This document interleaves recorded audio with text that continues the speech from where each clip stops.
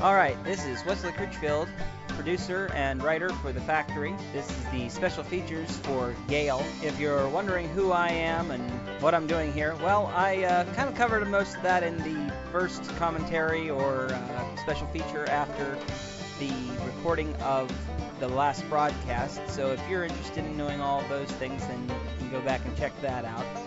It's available on our Bandcamp website. If you're listening to this, you probably purchased that there. If you happen not to pay for this track, we understand this is the internet, that kind of thing happens, but we'd appreciate it greatly if you stop by over at bandcamp.com, club40audio.bandcamp.com, and do whatever feels right to you. Okay, so how did I come up with the story for Gale? As I said on the last track, a lot of people sometimes say, they don't know where their ideas come from. And I think the main reason that they do that is because they don't want to get sued or put up for copyright or something like that and have somebody say, hey, you stole my story. Well, most of the sources for this one especially, they're all dead. Everybody who wrote these things are dead and long dead in many cases. Well, first of all, I'm a big fan of Edgar Allan Poe. Now, anybody who's listened to the story and is hearing this just went, no, duh. But it's true. I've always liked Edgar Allan Poe, and I actually have a kind of a history going back with him to when I was a little kid. There was a few stories here and there I'd heard up to then, but the real first moment of getting to know him, if you will, was I was actually assigned a book report on Edgar Allan Poe in, I believe it was the 3rd or 4th grade, and I started off the report with the opening lines of The Telltale Heart. I, of course, did it in a very dramatic way, and everybody else had stood up and gone, hey, this is my guy, and he did this and he did that, and this sort of thing happened. So, but when I stood up there and I was in character, I dressed the part. I dressed up, tried to look as Victorian as possible, and I was quiet, and I put my head down, and I looked up quickly, and I said, true, nervous, very, very dreadfully nervous. I had been and am. But how then will you say that I am mad? And I went on from there, started explaining about his life. So that was my first real encounter with Edgar Allan Poe. Well, if you've listened to this story, you'll catch a number of little references to Edgar Allan Poe throughout the course of the story. For instance, when Agnes dies, spoilers, there's a moment when he says she was dead, she was stone dead. Well, that's straight out of Telltale Heart. Another one that I think is kind of subtle is, it was as if some rare and radiant angel had stood upon my doorstep. And, of course, that is a reference to rare and radiant maiden whom the angels named Lenore in The Raven, and so on and so forth. They'll catch all kinds of little references. So the second source of inspiration for Gale was The Legend of Sleepy Hollow. Edgar Allan Poe kind of informed the style of the story, the way I wanted to write it. The original idea actually came out of the book The Legend of Sleepy Hollow by Washington Irving. In Washington Irving's story, he mentions very briefly that Ichabod Crane is sitting around with a bunch of men from the tavern, and they are discussing legends from the hollow. One legend that is mentioned is there's a ghost of a woman who stands by a hollow tree and wails out death to anyone who doesn't find shelter from the storm. Well, that sparked my imagination. Well, there was a kiddie version that was made by, I believe the company's called Rabbit Ears. They put out an edition with Glenn Close reading The Legend of Sleepy Hollow. Again, it was abridged, but they kept that part in. They kept in the part where they were talking about the different legends and stories, ghost tales that were being told around the hollow. And they did mention that very briefly. They showed, I remember there was an animated, kind of like Reading Rainbow film that went along with this at one point, and I believe they just released it as a record as well. And you saw the ghost of this woman by a tree and all of that sort of thing. Well, that's kind of sparked my imagination right there, but it was years later when I was in high school that I came across that again, actually reading the original story this time. And it occurred to me that there was a number of things that were mentioned in the books that could have been expanded upon. The third inspiration for Gale was a old radio play from a series called Suspense, radio's outstanding theater of thrills, called The Earth is Made of Glass. Now, if you've listened to Gale, you'll notice that that is the quote that the toy maker finishes out the show with. Commit a crime and the earth is made of glass.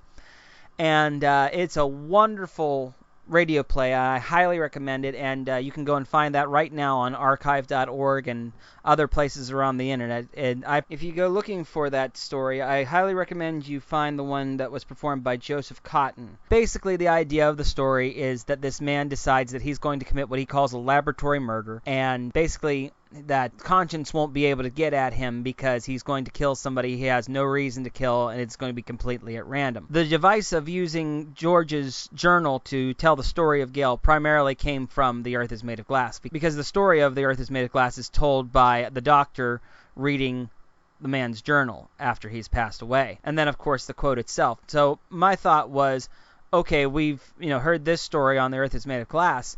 What happens if the actual laws and substances of nature became the penalties to the thief?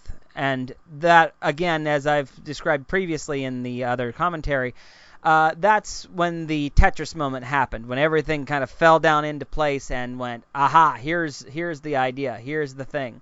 You have this woman who was killed and died in the snowstorm. Well, in the book, as far as I know, in The Legend of Sleepy Hollow, it's not recorded how she died or what happened. It's just that she died in a snowstorm. Okay, what if it was a murder and this man is, now being haunted by a woman he killed in a snowstorm, and she's using a snowstorm to haunt him? I thought that would be an interesting twist, and that was the impetus of Gale. Now, the one other thing I want to mention that I drew from another story, there was a book a long time ago, and it was called The Dark 30. And it was a collection of stories, primarily African-American in nature, where they were telling these stories of horror events. One involves kind of a Sasquatch kind of situation. Others involve, lynchings, people coming back from the grave, for revenge. There was one story, and I can't remember which story it was in the book, where a man had committed a murder, and in the fog on his window, it was like a bayou or a Louisiana kind of situation, and in the fog he was seeing these things that he had done played out on the glass, and I thought that was a wonderful idea, so I went ahead and snatched that up and put that into Gale at the end. George sees recommitting of his crimes and the events that led up to it in the frost that forms on the glass. I want to send a quick shout out of appreciation to the members of the cast: Rebecca Sylvester, Rick Spavero, Kendra Akers, Josh Momini, and of course Sean, who plays a fantastic toy maker. He's better than I could have ever hoped to have found for the toy maker. I wanted to invoke the old time radio, particularly the Inner Sanctum host. There was variations of that format throughout the old-time radio shows. There was the Man in Black from Suspense. There was the host of Escape. But the most iconic radio host of a horror program was the Inner Sanctum host, who invited you through the creaking door. And he always had this very deep, very powerful voice that you knew that bad things were going to happen. Well, as you can probably hear from my voice, I don't really have a very deep voice. I've always wanted to be able to do like an Orson Welles or Paul Frees as the ghost host when he would do these deep, profound narrators. And I can't do that very well. I can attempt it, but it doesn't come off very well.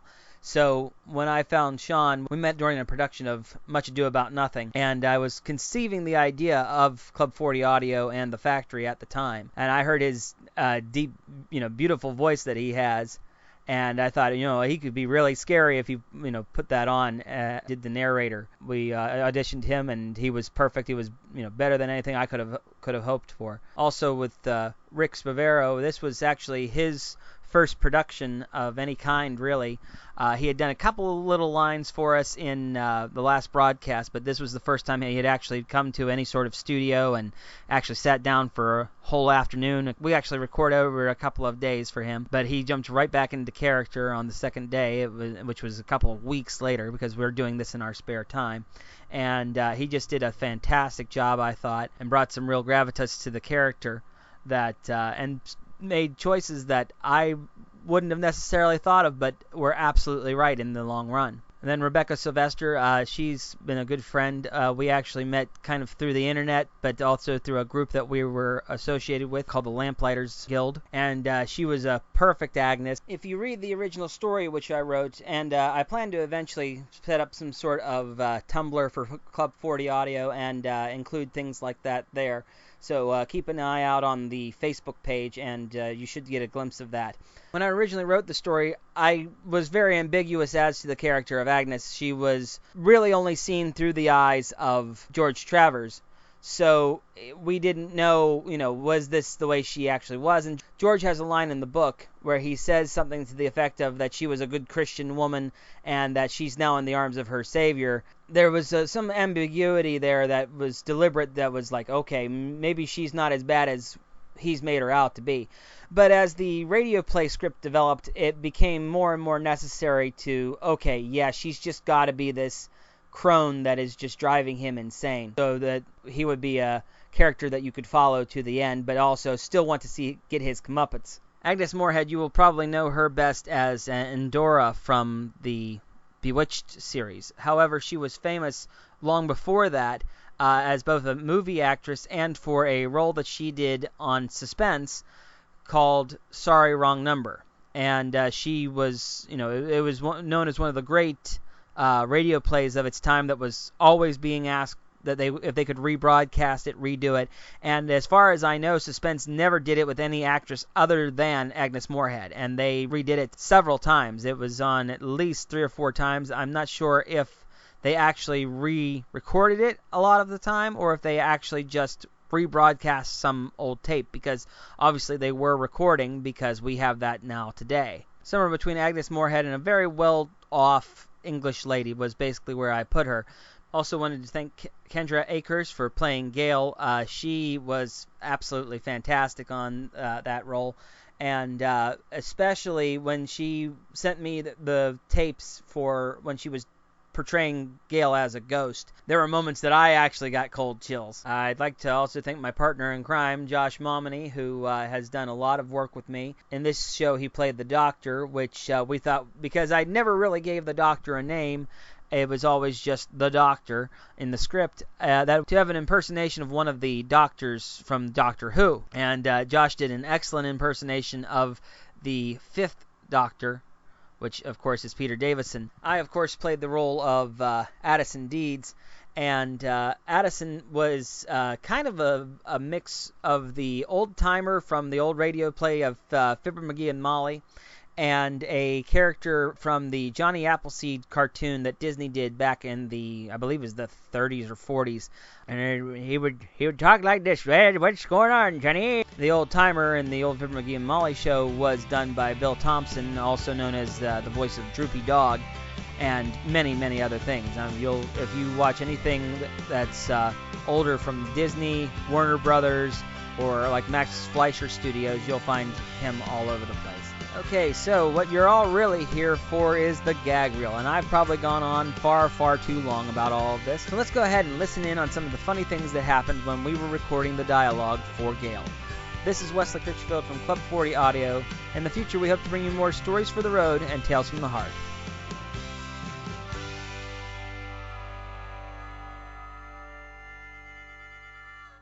Okay, so I'm pretty haggard by this point. I say there, Doctor. How are you? Come over here and have a drink of whiskey. I believe I shall. I'll need one after what I've seen today. Yeah? What's that?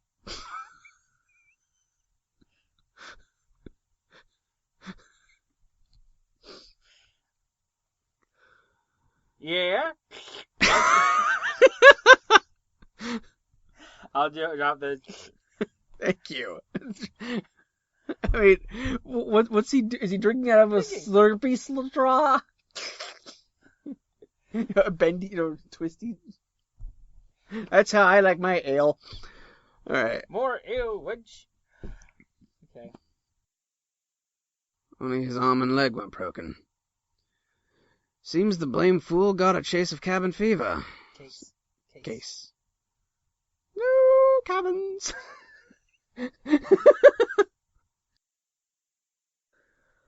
Well, Johnny, he's a bright young man, comes from Philadelphia. Served under... Yes, indeed. That would be me. Dagnabbit, son of a biscuit, itchy double toothpicks.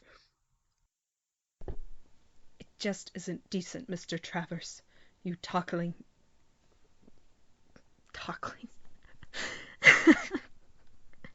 Tockling, right. Okay.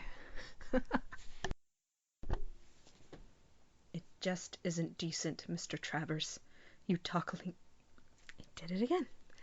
I did it again. Doctor, if you mean to insinuate that I... Oh, no, nothing like that. I don't mean to insinuate anything. Oh, no, yes. I had to. Funny thing about the where Go ahead and...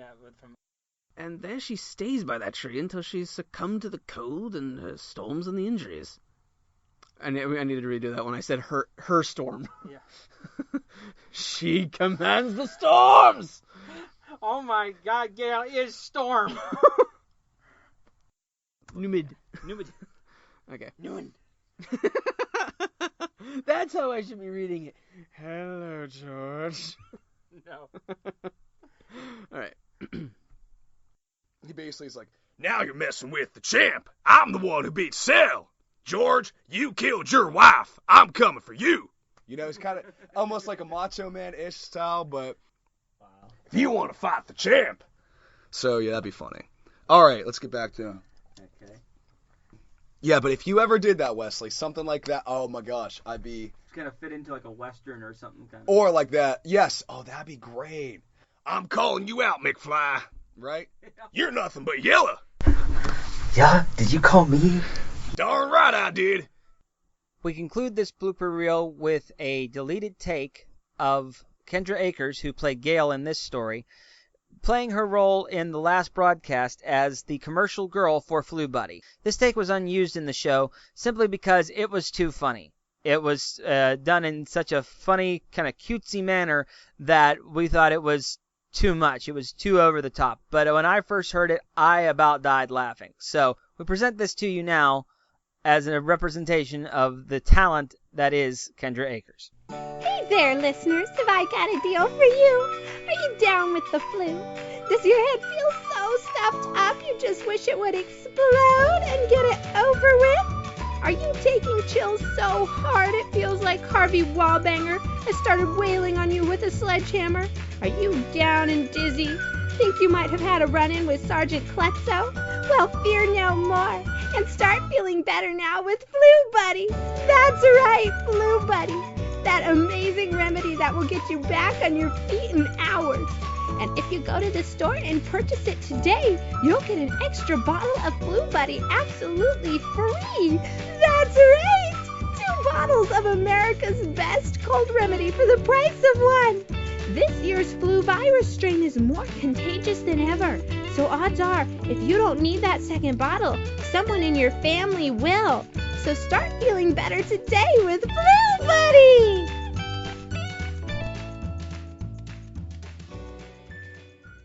This has been a presentation of Club 40 Audio. All rights reserved.